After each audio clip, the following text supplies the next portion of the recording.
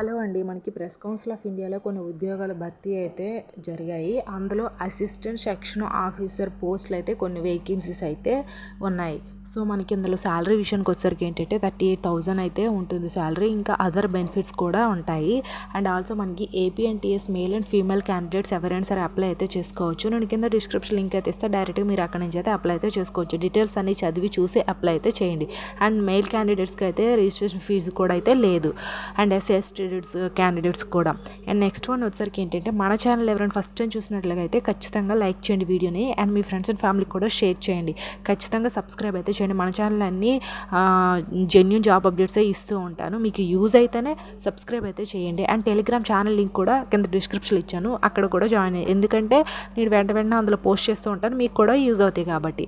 So ఆ వీడియోని like చేసి షేర్ చేసి సబ్స్క్రైబ్ చేసి టెలిగ్రామ్ ఛానల్ అయితే చేయండి. ఆ చిన్న మోటివేషన్ అయితే మన ఛానల్.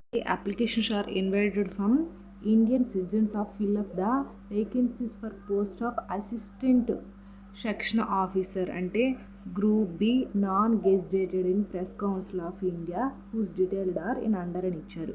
సో మనకి ఏంటంటే name of the post and pay scale assistant section officer group B non gazetted.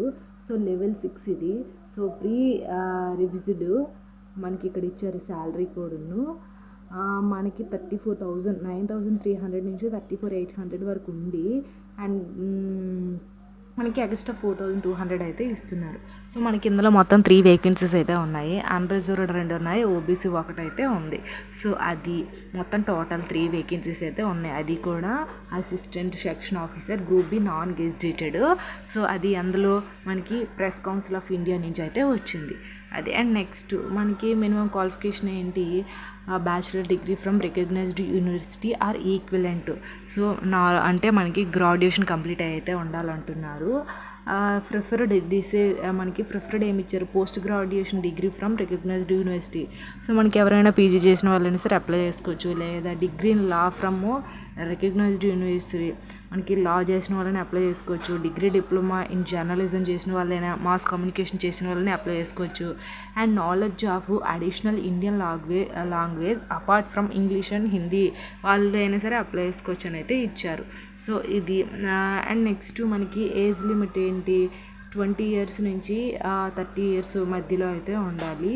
So ఇక్కడైతే అవన్నీ ఇచ్చారు. అండ్ నెక్స్ట్ మనకి ఫీ అయితే 100 రూపీస్ అయితే ఉంటుంది అప్లై చేయడానికి. ఎస్సీ ఎస్టీ ఉమెన్ క్యాండిడేట్స్కి అయితే ఫీ అయితే లేదు. సో అది. అండ్ నెక్స్ట్ వచ్చేసరికి ఏంటంటే మనకి ఇవన్నీ ఉన్నాయి. ఎగ్జామ్ అయితే ఉంటుంది ఖచ్చితంగా. General intelligence and reasoning 50 questions ఉంటాయి. క్వాంటిటేటివ్ యాప్టిట్యూడ్ 50 questions ఉంటాయి. అండ్ జనరల్ అవేర్నెస్ 50 questions ఉంటాయి. ఇంగ్లీష్ లాంగ్వేజ్ 50 questions అయితే ఉంటాయి. సో ఖచ్చితంగా 2 hours ఎగ్జామ్ అయితే ఉంటుంది. 200 ఎగ్జామ్ అయితే ఉంటుంది 200 మార్క్స్కి. ఇవన్నీ ఒకసారి చూసి చదివి అప్లై అయితే చేయండి. నేను కింద డిస్క్రిప్షన్ లింక్ అయితే ఇస్తాను. సో మీరు డైరెక్ట్గా అక్కడి నుంచి అయితే అప్లై అయితే చేసుకోండి. ఐ హోప్ ఈ వీడియో మీకు ఇన్ఫర్మేటివ్గా ఉంటే ఖచ్చితంగా లైక్ చేసి షేర్ చేసి ఫాలో కూడా అవ్వండి. Thanks for the watching this video.